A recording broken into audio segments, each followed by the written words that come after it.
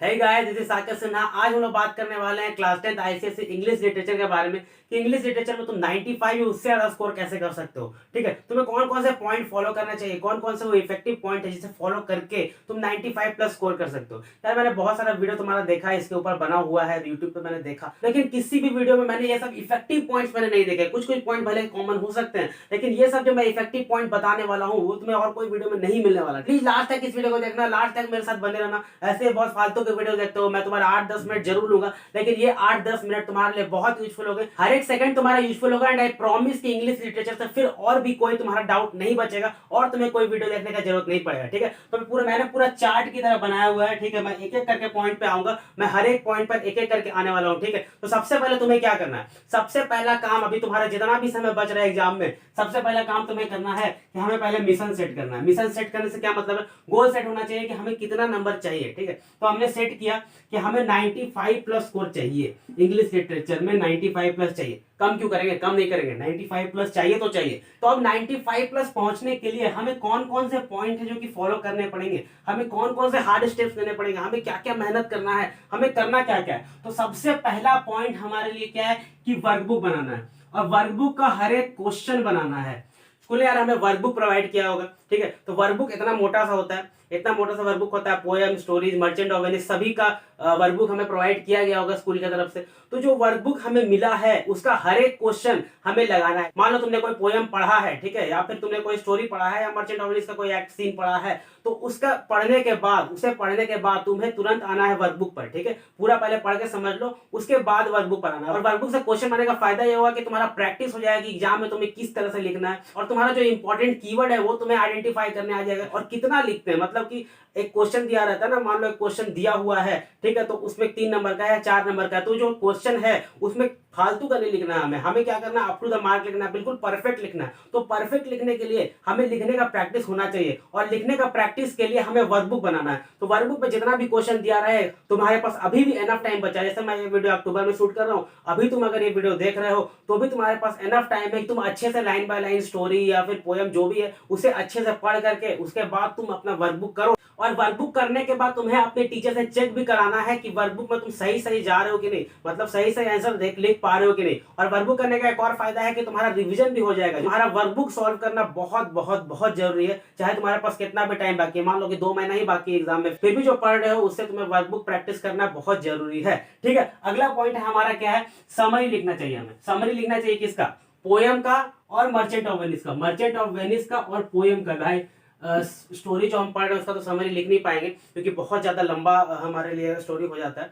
तो जो merchant of Venice है और पोएम्स है, तो पोएम का जो वर्कबुक में पोएम का तो समरी दिया भी रहता है। ठीक है, और मर्चेंट ऑफ वेनिस का मान लो तुम एक पेज आज पढ़े तो उसका पूरा समरी लिखो, अपने वर्ड्स में लिखना है समरी। और हर एक पोएम जो तुम पढ़ रहे हो, पोएम का भी तुम्हें पहले क्या करना है कि जो वर्कबुक में समरी दिया हुआ उसे अच्छे से पढ़ने का कोशिश करना है, और फिर अपने वर्ड्स में हर एक लाइन को, हर एक वर्ड्स पर डिफाइन करके हर एक लाइन को अपने वर्ड्स में तुम्हें समरी लिखने का कोशिश करना है, समरी लिखना है। ठीक है, उससे क्या होगा कि तुम्हारा प्रैक्टिस होगा, याद होगा, और लिखने का हैबिट होगा, किस तरह से लिखा जाता है, किस तरह से आंसर लिखा जाता है, उसका हैबिट तुम्हें अच्छे से हो जाएगा। मर्चेंट ऑफ वेनिस के लिए मैंने पहले भी वीडियो बनाया था कि 4 महीने में मर्चेंट ऑफ वेनिस कैसे कंप्लीट कर सकते हैं, बहुत अच्छा वीडियो है, उसे भी जाकर के तुम देख सकते हो। या फिर मर्चेंट ऑफ वेनिस में हमें कौन कौन से पॉइंट फॉलो करने चाहिए और क्या क्या नहीं करना चाहिए वो भी मैंने तुम्हें बताया था उस वीडियो में। तो 2 वीडियो का लिंक मैं तुम्हें डिस्क्रिप्शन में दूंगा मर्चेंट ऑफ वेनिस का, इस वीडियो को देखने के बाद जाकर देख लेना। ठीक है, तो समरी हो गया, वो ये वाला जो पॉइंट है वो मैं स्टोरी के लिए रिकमेंड नहीं कर रहा हूँ, समरी का जो पॉइंट है वो मर्चेंट ऑफ वेनिस के लिए है और पोएम्स के लिए।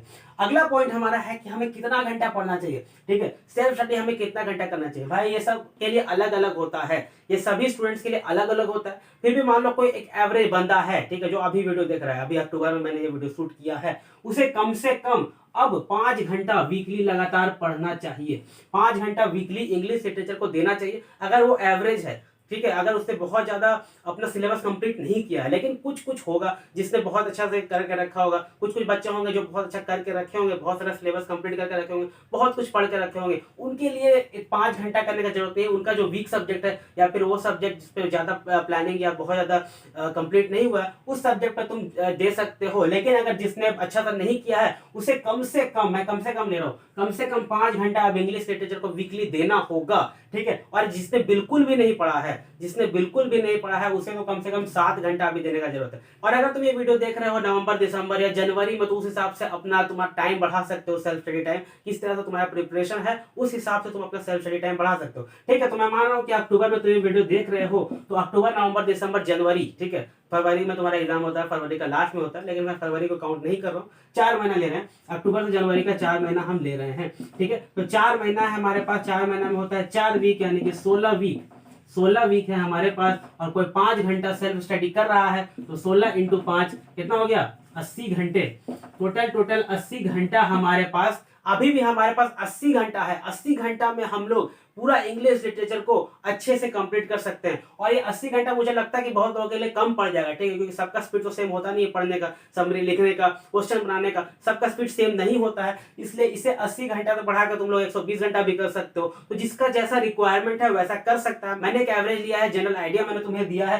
कि 16 वीक में तुम 5 घंटा वीकली पढ़ोगे तो 80 घंटा तुम्हारे पास है। हालांकि इसका प्रिपरेशन अभी ठीक ठाक चल रहा है, ठीक ठाक वो लेकर के चल रहा है, बैलेंस करके चल रहा है। वो 80 घंटा में आराम से इंग्लिश लिटरेचर में अच्छा फिनिश कर सकता है, ठीक है, ताकि लास्ट का 1 महीने जो उसके पास बचे वो प्रीवियस ईयर और सैंपल पेपर में दे और अच्छा मार्क्स फोड़े, ठीक है। अगला पॉइंट हमारा क्या है, अगला पॉइंट हमारा है कि हमें लाइन बाय लाइन पढ़ना है और उसके बाद क्वेश्चन लगाना है। और ये स्पेशली जो है ना स्टोरीज के लिए है, ये स्टोरी के लिए है और एमओवी के लिए है, मर्चेंट ऑफ वेनिस के लिए। तो हमें क्या करना है कि हमें जो स्टोरी है, हमारे पास अभी भी एनफ टाइम है, ठीक है, स्टोरी है या मर्चेंट ऑफ वेनिस है, उसे लाइन बाय लाइन पढ़ने की कोशिश करना है। और जो डिफिकल्ट वर्ड्स हैं, स्पेशली मर्चेंट ऑफ वेनिस में तो सारे वर्ड्स ही डिफिकल्ट लगते होंगे, तो जो डिफिकल्ट वर्ड्स हैं उनका सिंपलर वर्ड्स खोजने की कोशिश करना है। जब टीचर पढ़ाते हैं, तुम्हें क्लास में जब पढ़ाते होंगे, ठीक है, तो मर्चेंट ऑफ वेनिस का सिंपलर वर्ड बताते हो कि इसका मीनिंग ये होता है, तो उस समय तुम अंडरलाइन करके लिखते होगे। तो लाइन बाय लाइन पढ़ने का ये फायदा होगा कि तुम्हें हर चीज अच्छे से याद हो जाएगा, पिछला वाला हर चीज रिकॉल होते जाएगा। लाइन बाय लाइन बिल्कुल समझ करके पढ़ना है, ताकि तुम्हें इतना अच्छा से याद हो जाए कि तुम ज्यादा टाइम तक ना भूलो और तुम रिविजन करो। जिस समय तुम रिविजन करने जाओ उस समय भी तुम्हारा जल्दी से रिविजन हो जाए, ठीक है, और सारा क्वेश्चन भी लग जाए। क्वेश्चन बनाने समय ऐसा नहीं लगना चाहिए कि ये वाला पार्ट कहाँ था स्टोरी में। अगर स्टोरी लंबा है तो ऐसा हो सकता है कि अगर कुछ तुम्हारा कंटेक्स्ट दिया हुआ है, उससे रिलेटेड क्वेश्चन पूछ दिया गया, तो तुम्हें ऐसा लग सकता है कि ये वाला कहाँ था, तो तुम्हें वापस जाना पड़ेगा, स्टोरी पलटना पड़ेगा, फिर याद आएगा कि हाँ मैंने ये वाला पढ़ा था। तो ऐसा कम से कम होना चाहिए। तुम्हें लाइन बाय लाइन अच्छे से पढ़ना है ताकि तुम्हें बिल्कुल स्टोरी अच्छा से याद हो जाए। और अगर तुम इंग्लिश में कंफर्टेबल नहीं हो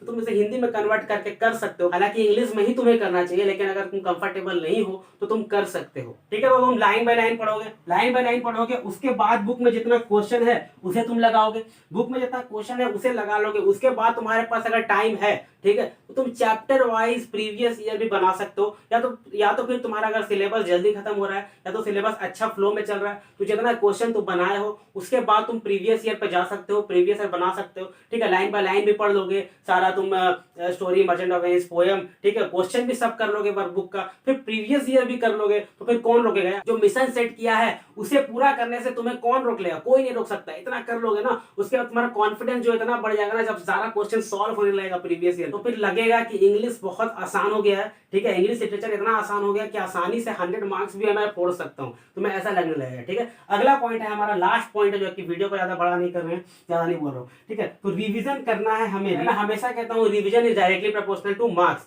मतलब रिवीजन जितना ज्यादा हम लोग करेंगे उतना ज्यादा नंबर आएगा। ऐसा हो जाता है ना कि हम लोग पढ़ लेते हैं, फिर उसको 1 महीना 1.5 महीना ऐसे ही छोड़ दिए। जो मैंने, मान लो कि तुमने एक्ट 1 पढ़ा था मर्चेंट ऑफ वेनिस का और अब एक्ट 3 पढ़ रहे हो, तो एक्ट 1 तुम भूलते जाते हो। मतलब कि मैक्सिमम पार्ट हम लोग क्या होता है, भूल जाते हैं अगर हम लोग ज्यादा रिवीजन ना करें तो हमें रिवीजन भी फ्रीक्वेंटली करना है। तुम्हें वैसा टाइम टेबल तैयार करना है कि कम से कम 7 दिन पर एक बार रिवीजन होना चाहिए, या 5 दिन पर एक बार रिवीजन होना चाहिए, जितना भी तुमने वीकली पढ़ा है या 5 दिन में पढ़ा है, ठीक है। तो यहाँ पे मैंने लिखा है रिवीजन बाय डूइंग क्वेश्चंस और जस्ट रीडिंग क्वेश्चन आंसर्स, ठीक है। हम लोग रिवीजन किस तरह से कर सकते हैं कि मान लो कि तुमने पोयम कोई पढ़ा था पहले, उसका तुम्हें रिवीजन करना है, तो वर्कबुक में जो समरी दिया मान लो हमने वो समरी ही पढ़ लिए, ठीक है। और जो समरी के बाद हमने जो क्वेश्चन किया था, मान लो कि वर्कबुक में टोटल तुम्हारा 5 पैराग्राफ दिया हुआ, 5 पैराग्राफ से क्वेश्चन पूछा हुआ, तो 5 में से 2 पैराग्राफ कर लिए, या फिर बाकी जितना बचा हुआ था पहले तो हम लोग क्वेश्चन सॉल्व कर चुके हैं। जो क्वेश्चन सॉल्व किए थे, जो आंसर बनाए थे, वही आंसर हम लोग पढ़ लेंगे, 1-2 पैराग्राफ हम लोग सॉल्व करके खुद से लिख लेंगे और बाकी हम लोग पढ़ लेंगे। तो इस तरह से हम लोग रिविजन भी साथ साथ करते रहेंगे, तो हमारा क्या होगा कि पिछला वाला रिकॉल भी होता जाएगा और आगे वाला भी हम लोग पढ़ते जाएंगे। तो इस तरह से बिल्कुल बैलेंस में हमारा इंग्लिश लिटरेचर का सिलेबस चलता रहेगा।